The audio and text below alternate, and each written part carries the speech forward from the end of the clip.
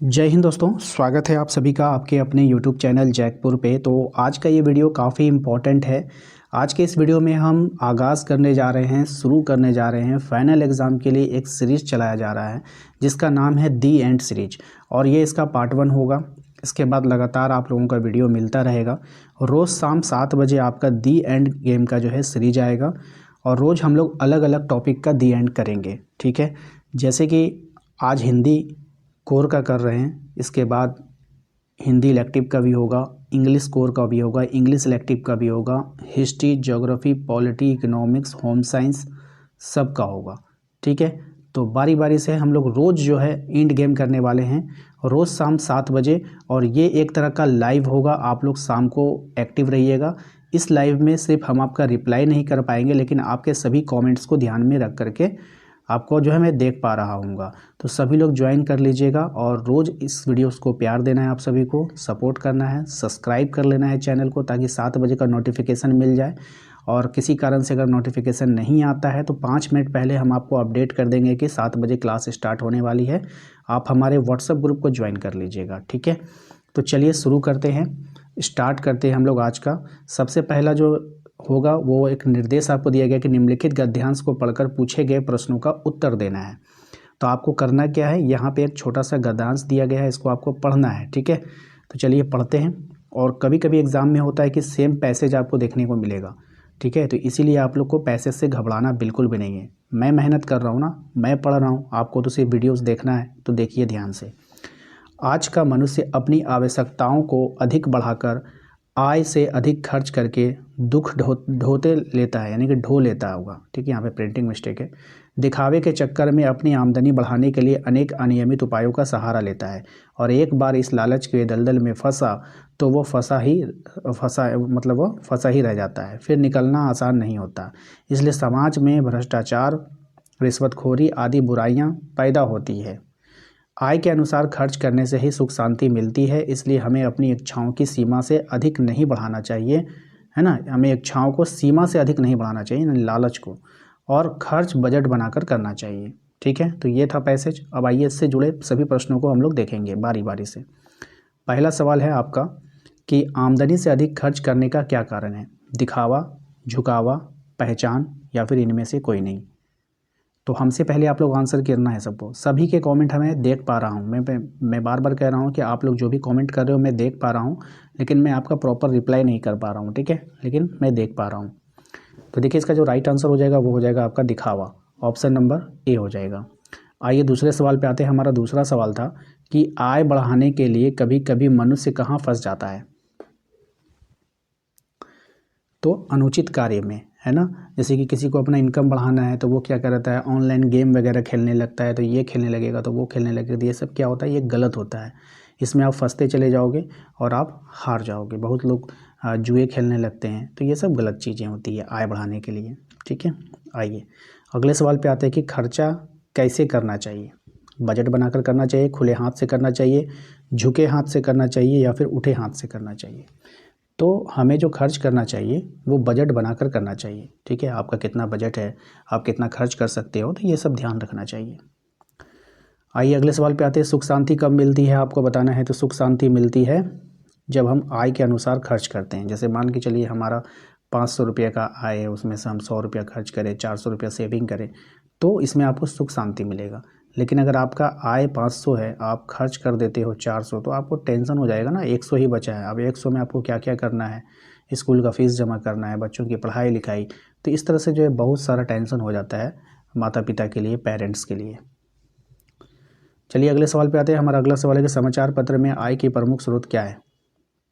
समाचार पत्र की यहाँ पे कहा गया है। ठीक है, तो समाचार पत्र का जो आय का जो स्रोत होता है ना, वो क्या होता है, विज्ञापन होता है। विज्ञापन क्या होता है, ऐड होता है। जैसे आपने देखा होगा कि समाचार पत्र में कोई कोई तेल का यहाँ पे प्रचार चल रहा होता है, किसी स्कूल का प्रचार चल रहा होता है ना। तो इस तरह से जो लोग प्रचार कराते हैं ना, तो इनको पैसे देते हैं। ठीक है, आइए अगले सवाल पे आते हैं। हमारा अगला सवाल है निम्न में से प्रचार का कौन सा प्रकार है? व्यावसायिक, सरकारी, पारिवारिक या फिर इनमें से सभी। तो देखिए प्रचार जो होता है एक तरह का व्यावसायिक प्रकार में आता है। ठीक है, तो इसको आप लोगों को ध्यान में रखना है।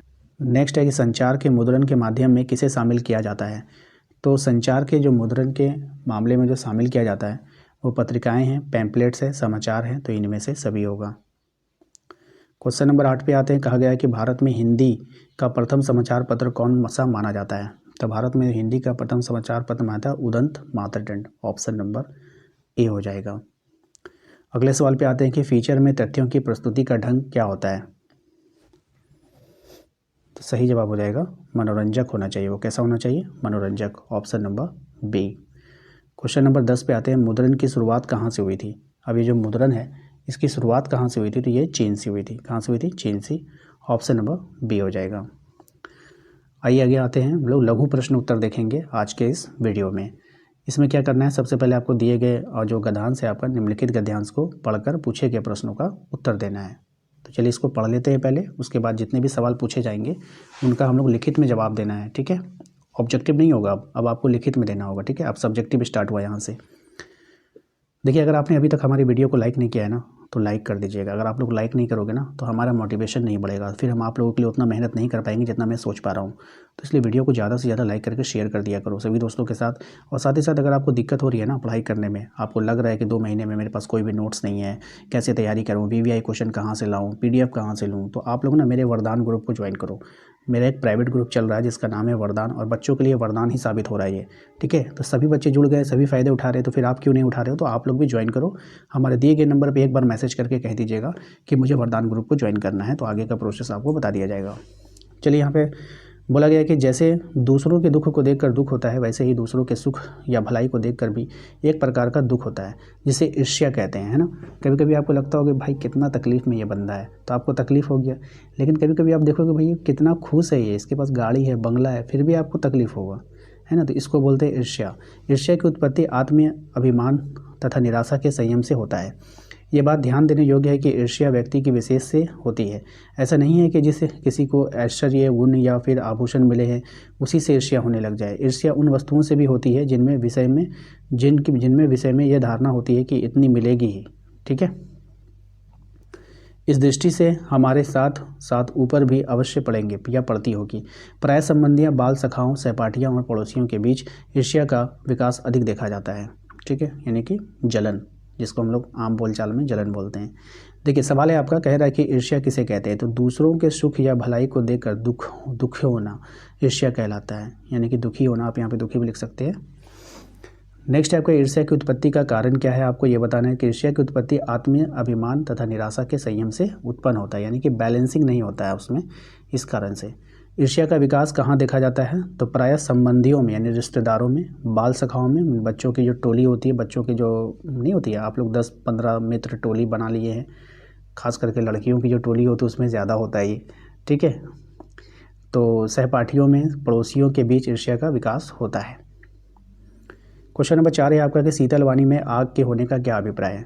चलिए आंसर को देखते हैं। कह रहे ये पंक्ति विरोधाभास संकेत है, क्योंकि शीतलता के आग का मेल नहीं बैठता। जहाँ आग है वहाँ शीतलता नहीं मिलती।